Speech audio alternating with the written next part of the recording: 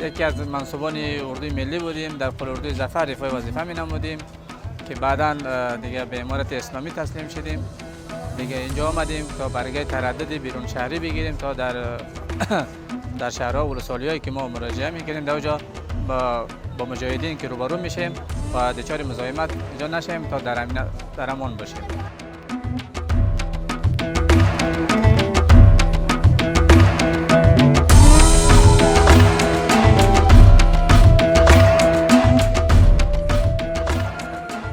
تقریبا به 22,000 نفر تقریبا تا به حال اینا مراجعه کردن و به اینا پوزه موقت داده شده، بلکه او کسایی که از سایر ولایات برای از اینا برای 2 روز تا اینه که به خانه های خود برسن به اونا پوزه موقت داده میشه. باز اونا به او ولایت خود به او جلب جذب مربوط خود اونا مراجعه میکنن باز برای پوزه دائمی.